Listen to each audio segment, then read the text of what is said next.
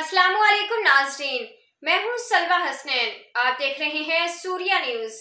आइए नजर डालते हैं आज की अहम खबरों पर। सूबाई वज़ीर इत्तलात transport mass transit Sindh Sharjeel Inam Memon की press conference. Karachi report Mir और शाह अली मेरानी।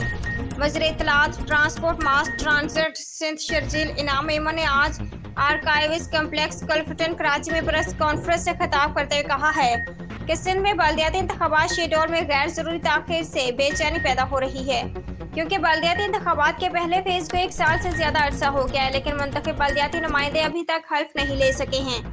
उन्होंने कहा कि इसके बावजूद भी इलेक्शन कमीशन ने ताख़ीरी शेड्यूल दिया है। उन्होंने मुतालबा किया कि इलेक्शन कमीशन अपने शेड्यूल में फौरी तब्दीली करे ताकि सिंध में बल्दियाती इंतखाबात का अमल जल्द अज जल्द मुकम्मल हो सके और मुंतखब बल्दियाती नुमाइंदे अवामी खिदमत के अपने फराइज अंजाम दे सकें। उन्होंने कहा कि 9 मई पाकिस्तान की तारीख का स्याह तरीन दिन था। 9 मई को आम लोगों को सताया गया, सरकारी और निजी अमलाक को नजर आतिश किया गया।